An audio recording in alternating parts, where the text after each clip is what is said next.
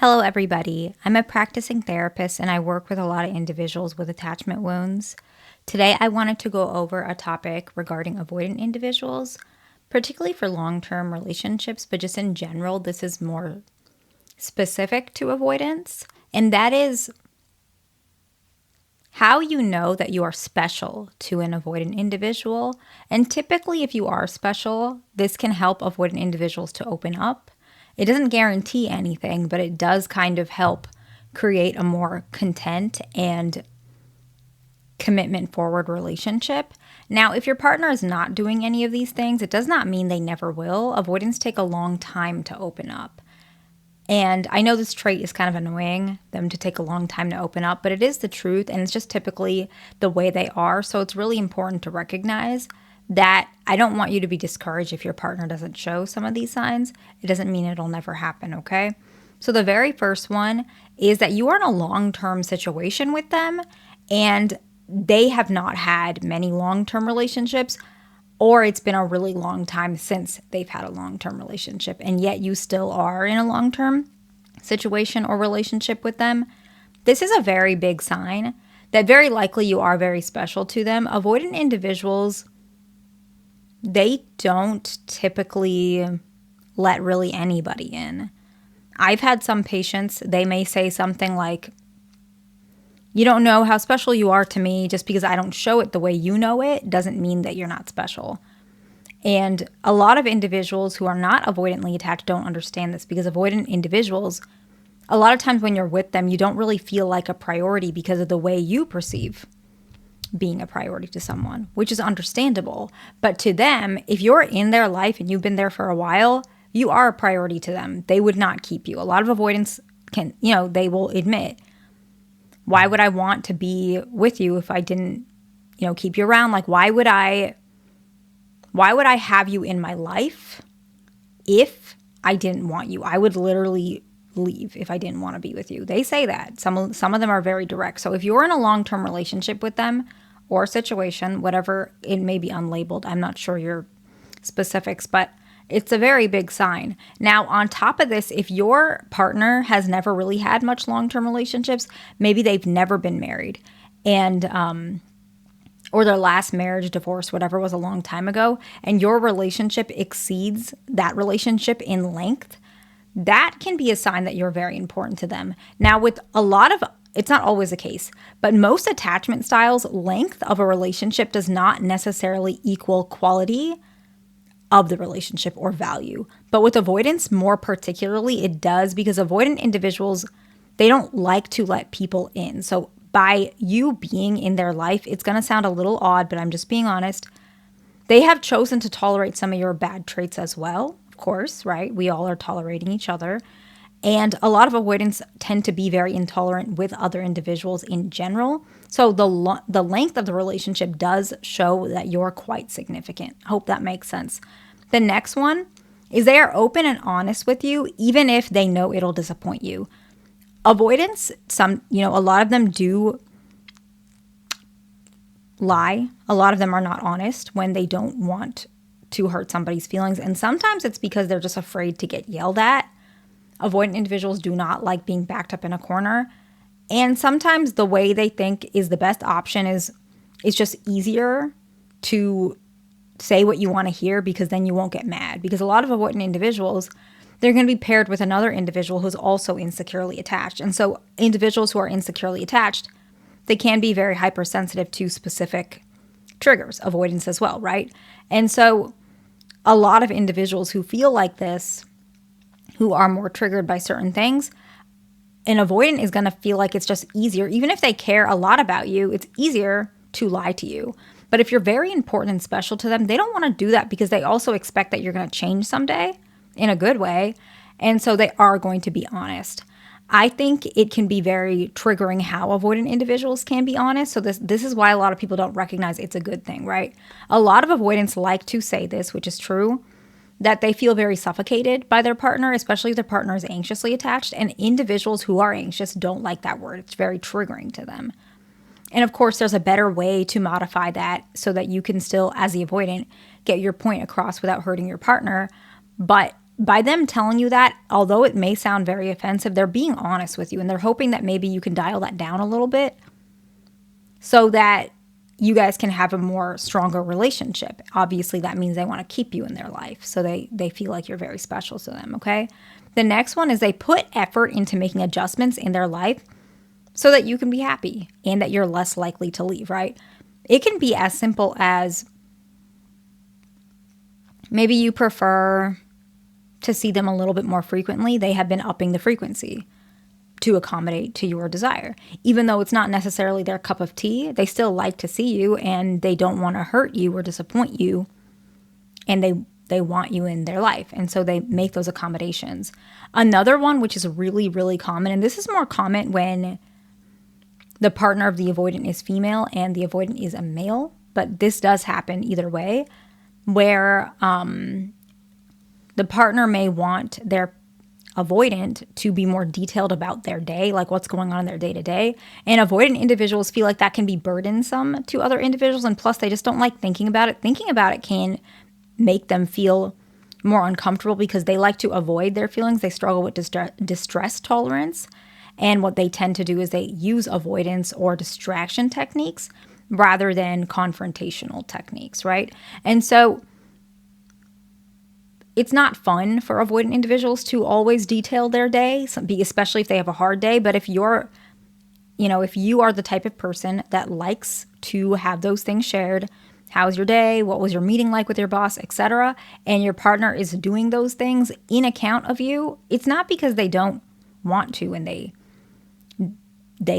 dislike you and they're just doing it to please you. No, they're usually making those adjustments because they like to see you happy and they want to show you I can compromise. And so it's a very, very big sign, okay? The next one is they often communicate. I wouldn't say often, but I guess it depends on if it comes up. They have told you before that they don't like to disappoint you. They don't like seeing you sad. They don't like seeing you unhappy and they would rather you be happy.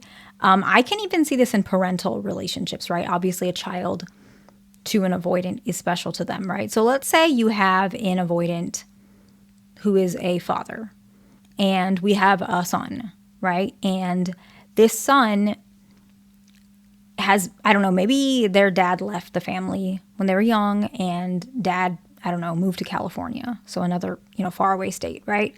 And so they haven't had much connection.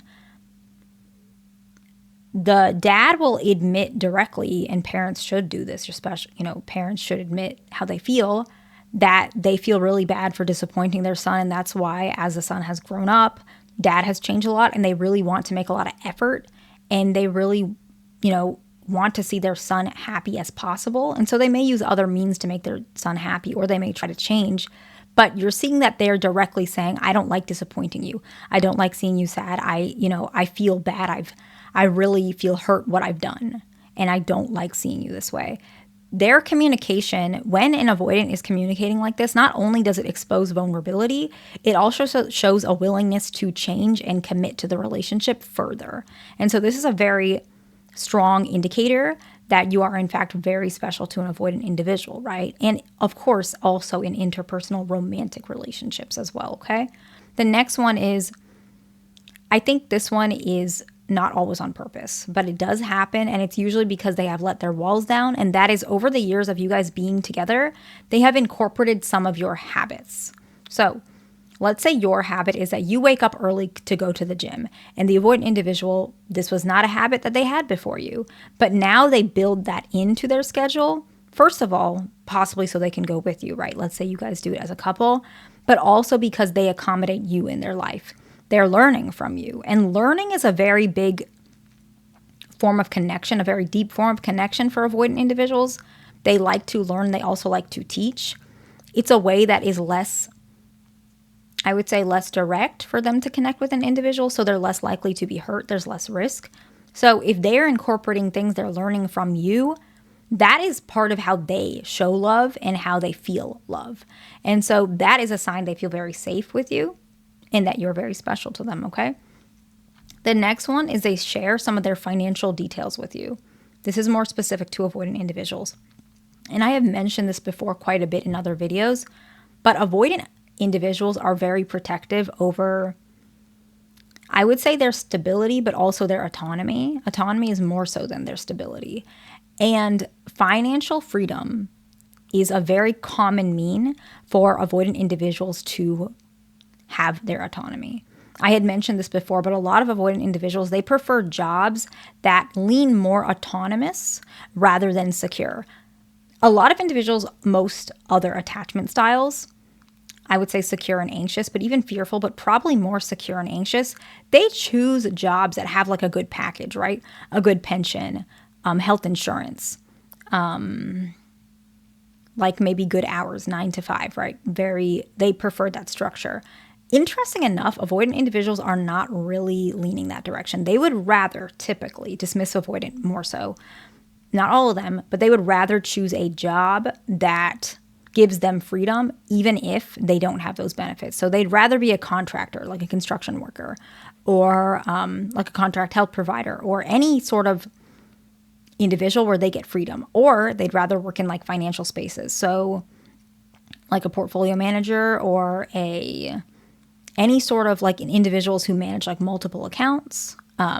I can't get the word for that one right now, but it could be like a realtor or any sort of business. It could be anything like that. I've also had some avoidant individuals who prefer working in like more, not high stress environment, but like more distracting environments where the schedule is not always specific. So actually the first one I was thinking of is like a chef, right?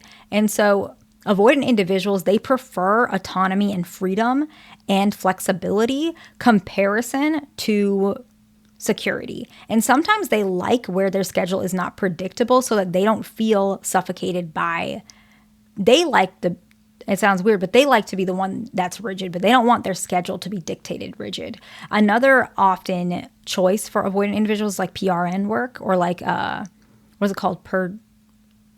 Is it PRN? I can't remember the exact word. It's like maybe I can't remember. It's like you're a staff member, but they call you and say, can you show up today? And you say yes or no. It's very common in hospitals.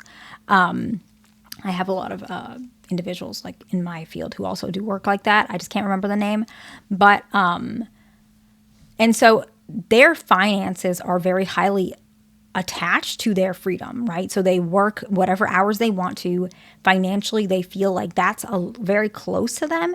And so if they share their financial details with you, maybe they'll say, hey, my stocks are doing really good this week, or they're selling or they're buying something out of their brokerage account, whatever it is, and they're sharing that detail with you, you are pretty special to them because avoidant individuals don't even share this with like their parents sometimes. And so the fact that they're opening up financially to you, they trust you and they don't think you're going to take their money, basically. And a lot of avoidant individuals are very afraid to be taken advantage of financially because they put a lot of effort and time. Some avoidant individuals have sacrificed a lot of their life to get higher education or to climb the corporate ladder. Like they have probably sacrificed a good majority of their 20s and are continuously sacrificing their life in general for that. And so they give that opportunity to you. They don't think it's going to be taken advantage of. So that's why I bring that one up, okay? The next one is they tell you things about their life and childhood without you asking. It doesn't even have to be like a painful or traumatic thing. It could just be they told you that their grandmother would make pancakes for them every Sunday, so that's why they like pancakes. They could mention when they were little, they broke their arm while playing sports, right? When they were young, they played baseball. Just something that you didn't even ask for, yet they're sharing that with you. And when I mean this, it's more like later in the relationship, because in the beginning of the relationship, the avoidant may show these things to try and, seem like they can connect. A lot of times they have a lot of shame wounds, so they're trying to look normal, right? But if they're sharing this stuff with you and you guys have been together for like 2, 3, 4, 5 years, this is about you being special. It's not about trying to, put up a front, right? The next one is they communicate consistently. I like this one because a lot of individuals who are avoidantly attached, well, it depends. Some of them actually communicate consistently in general, especially if you're fearful avoidant, but a lot of them are pretty rigid and they like to answer texts really quickly, but some of them don't. Some of them just like They communicate consistently, but there's still a lot of gaps in between that consistency. But if you're seeing those gaps decreasing, or they're talking to you every day and they're getting more comfortable with you, you are special to them. And likely they feel like they want you in their life, because avoidant individuals, they only invest in something if it's valuable to them. And so that's a very big sign. And the next one, which can sometimes take time, but sometimes it happens right away, is they see you regularly and there's no excuses. A lot of avoidants, when they first start in a relationship, they cancel a lot. But as you see, they're stopping canceling, they're seeing you more often, they're seeing you like every week, 2 or 3 times a week. This is a sign that you are very special to them. Now, as I had mentioned, your avoidant partner may not have every single one of these. That doesn't mean you're not special, or it doesn't mean that it's never going to happen, okay? It's just a list to help individuals understand, and so, something to look forward to in your relationship, okay? I hope this was helpful. Please like, subscribe, and share this with anyone you think would be helpful, and I'll see you in the next one.